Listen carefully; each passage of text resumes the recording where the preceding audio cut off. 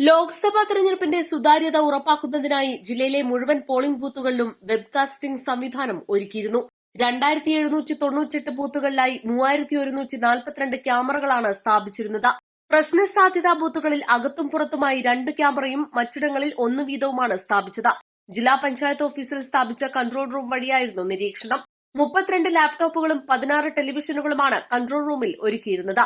32ഓളം ജില്ലാ IT mission, Akshaya, information, Kerala mission ഉദ്യോഗസ്ഥരുടെ നേതൃത്വത്തിലായിരുന്നു കൺട്രോൾ റൂമിന്റെ പ്രവർത്തനം. ഇരട്ട വോട്ട്, ആൾമാറാട്ടം ഉൾപ്പെടെയുള്ള തട്ടിപ്പുകൾ തടയുകയാണ് വെബ്കാസ്റ്റിംഗിന്റെ ലക്ഷ്യം. വോട്ടർ ബൂത്തിൽ പ്രവേശിക്കുന്നത് മുതൽ പുറത്തിറങ്ങുന്നതുവരെയുള്ള വോട്ടെടുപ്പിന്റെ മുഴുവൻ ദൃശ്യങ്ങളും സിസിടിവി ക്യാമറ വഴി കൺട്രോൾ റൂമിൽ നിന്ന് തത്സമയം നിരീക്ഷിക്കാനാവും വിധമായിരുന്നു സജ്ജീകരണം.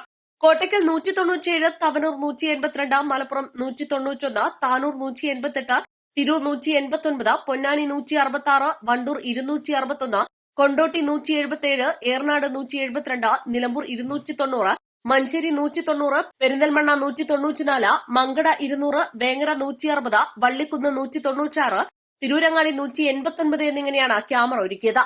ജില്ലാ തെരഞ്ഞെടുപ്പ് ഓഫീസർ കൂടിയായ ജില്ലാ collector VR. Vinod, assistant collector Sumit Kumar Thakur, Ponnani മണ്ഡലം വരണാധികാരിയും എഡിഎമ്മുമായ K Manikandan, election deputy collector S Bindu, webcasting nodal ഓഫീസർമാരായ ഐടി മിഷൻ ജില്ലാ programme manager PG. Gokul, BSNL SDEM Shafeeq Ali, നിരീക്ഷകരായ അവതേഷ് കുമാർ തിവാരി, ആദിത്യ സിംഗ് യാദവ്, പ്രശാന്ത് കുമാർ സിൻഹ തുടങ്ങിയവർ കൺട്രോൾ റൂമിന്റെ പ്രവർത്തനങ്ങൾ വിലയിരുത്താൻ എത്തിയിരുന്നു. East live, Malappuram.